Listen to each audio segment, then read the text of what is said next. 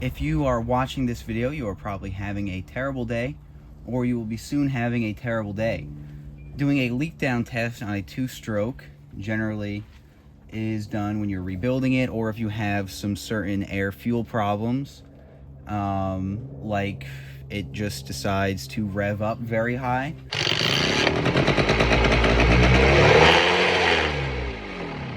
Or when you're decelerating, or you're going from high rev back down to idle, the return to idle rather, it takes a very long time and it surges and whatever.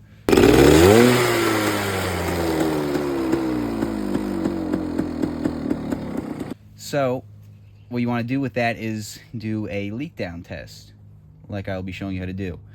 This is mostly specific to two strokes, although I'm assuming the same principles apply to four strokes, although the reason why you would do a two-stroke leak down test differs from a four-stroke.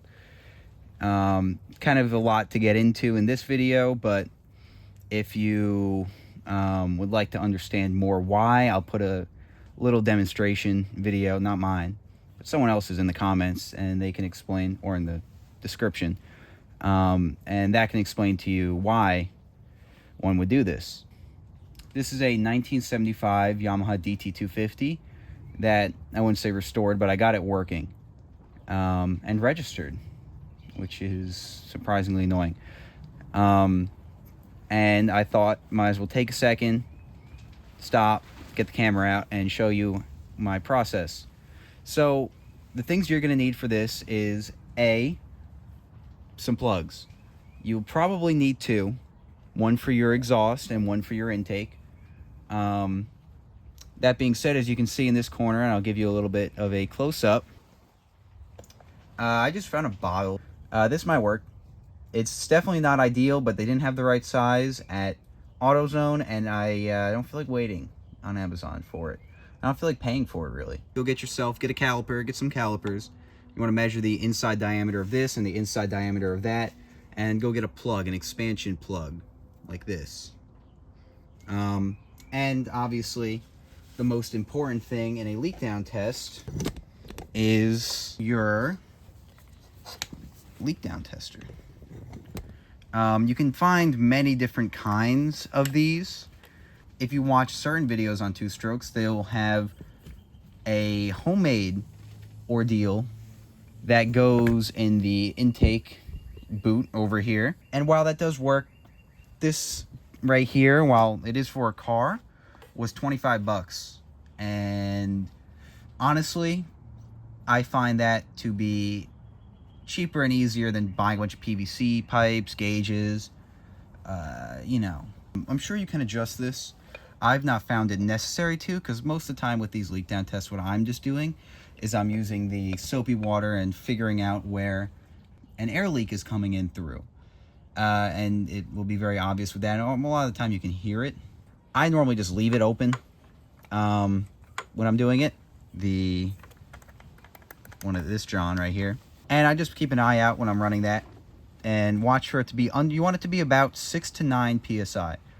You don't want to go over that, over 9, because you can blow out seals and it's a real pain to deal with. Not that I have experience with that, but I've heard that it is very annoying. As for screwing this in, your hose here into your spark plug thing, I feel like you can figure that out pretty easily. The last item that you're going to need is some sort of fluid. So what I did, I took every hazardous chemical under the kitchen sink. Now, you want to use soapy water. That's the easiest way to find your air leak, because it will bubble, and I'll show you it later, because I have done this and I do know where there are air leaks, and I will show you where you can check for air leaks. WD-40 does also work, but if you're trying to listen for a small air leak, WD-40 does make a sort of like a soda wood little buzz, and it can be kind of hard to tell that apart from air coming out, while soapy water obviously is not a chemical, or whatever it can be. I don't know. It's not like that kind of chemical. Son of a bitch. Once you figured out how to get your exhaust plug in, and here's a little tip: if it's not going in right away, sometimes wrapping the outside of the rubber with a paper towel gives it a little bit of grip. And you do want to check around the exhaust plug with your soapy water to make sure it's not leaking from anywhere, because that will affect the results, obviously. And you would like to do that especially if you have a big leak around your plug in the front. Sometimes the other leaks, which I'll show you, won't show up over here. And I'll get back to you. You can start listening and figuring out where you're getting a leak.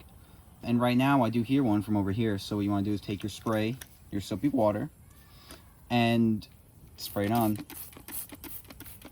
the edges, and you can see right there, very, very obviously, it is making some bubbles. And that's what you want to look for when you're doing this. Some bubbles, a little, sometimes it won't be crazy. There you go. That's very, very, very big leak right there. And which is kind of a shame, because this is a brand new intake boot, because the old one was pretty much dry rotted. So I'm gonna have to figure out how to get this to not do that. However, very, very good I found it, because it is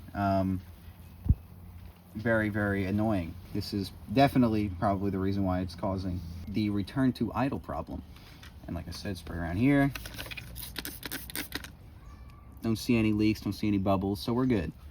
Other places you should probably check. I like to check the head gasket, because one time I had a very worn out head gasket. So just spray it in there and look for any bubbles or any buildup. Nah, you're gonna want to look all the way around, but I already did that. Another very, very important spot to check is around your base gasket. Your base gasket is where the cylinder meets the base of the engine, and sometimes you can get some air sucked up through here. So you just want to go all the way around, and I'm only going to show you the one side. There's no leaks there. Already put a brand new thing on. And the last place you're going to want to check is around your crank seals. So on each side of your engine, your left and right, you're going to have a crank seal.